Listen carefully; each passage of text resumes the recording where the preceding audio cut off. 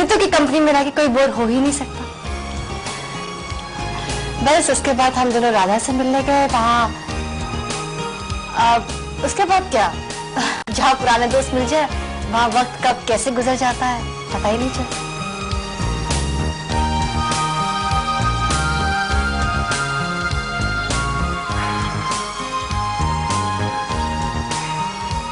सच बोलो Sanjana,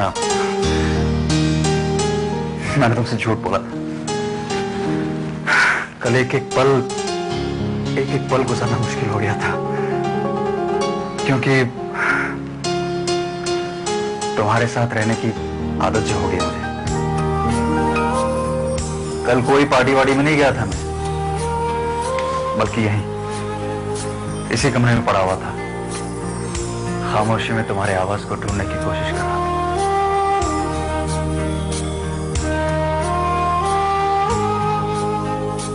I really missed you, Sanjana.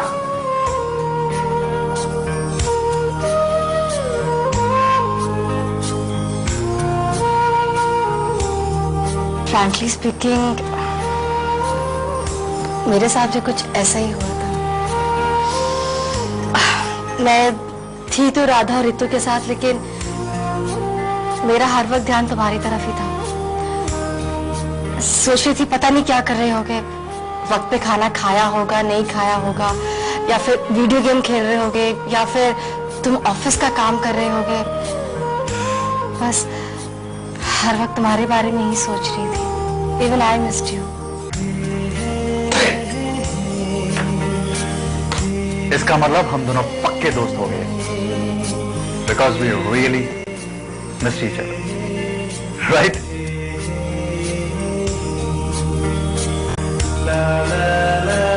Right.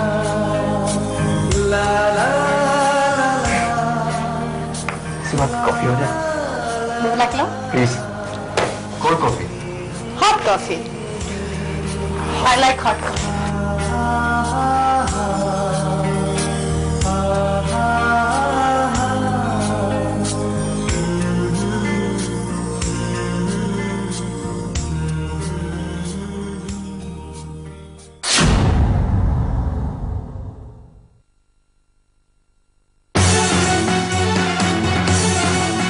कहीं पता चला देवयानी कहाँ है?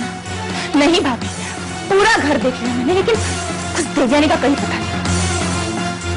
लेकिन भाभी, आप क्यों इतनी टेंशन में हो? क्या बात है? ललिता, अभी भी एक फोन आया था, मैंने उठाया। मेरा नाम सुनते सामने वाले ने फोन कट कर दिया, लेकिन मैं जानती हूँ वो फोन देवयानी के लिए था। वो फोन पे कह रहा था कि वो देवयानी का इंतजार कर रहा है। किसका फोन था भाभी? उसने अपना नाम नहीं बताया? मुझे तो पहले से उस देवयानी के रंग ढंग ठीक नहीं लगते थे। मुझे पूरा यकीन है वो फोन उसी का होगा। आई एम श्योर भाभी, वो फोन उसके पापा का था। बड़ी ढीठ है देवयानी, अभी तक उसने अपने पापा के साथ अपने रिश्ते नहीं तोड़े।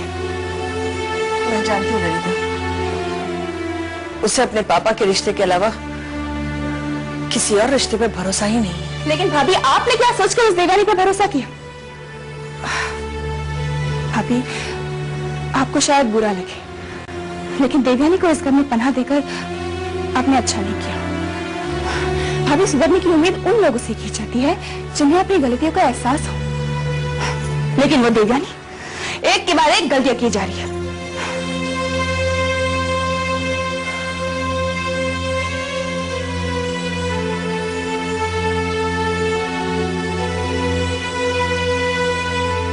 मेरा विश्वास तो पहले से खो चुकी है।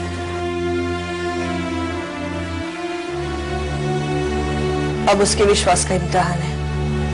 मैंने उसे इस घर की दहलीज पार करने से मना किया था। अगर उसके बाद भी वो इस घर की दहलीज लांघ कर गई है, तो आज के बाद उसके लिए इस घर के दरवाजे हमेशा हमेशा के लिए बंद हो जाएंगे। हमेशा हमेशा के लिए।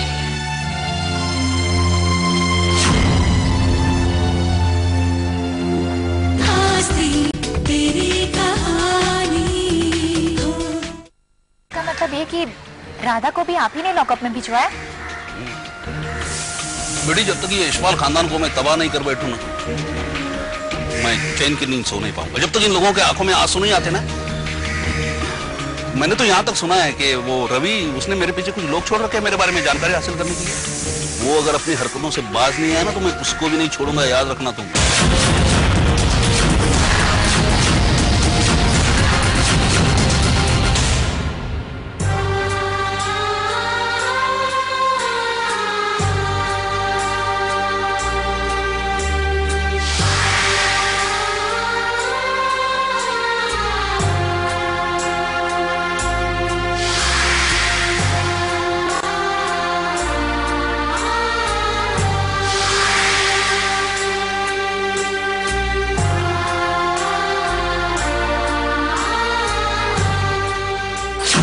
बात का इंतजार कर रही है बेटी? अरे उस राधा और करण का भांडा फोड़ के इस खानदान को तबाह करने का इससे बढ़िया मौका दोबारा नहीं मिलने वाला। अगर रवि आपके रास्ते में आए तो आप उसे भी हटा देंगे? बेटी, तो अभी तक बहुत भोली है, बिल्कुल अपनी माँ की तरह। देख, ये दुनिया बहुत मतलबी है, यहाँ जज्बातों की कोई परवाह नहीं है। ये रवि हमारा दुश्मन है, और अगर दुश्मनी का बोझ जरूरत से ज्यादा बढ़ता गया ना, तो उसे कम करना पड़ेगा। अगर ये रवि मेरे रास्ते में आएगा ना, तो मैं उससे भी नहीं छोड़ूंगा। अब या तो रवि रहेगा या तो मैं। बेहतर है मैं ही रहूं, क्योंकि पिता पहले होता है, पति तो बाद में, है ना?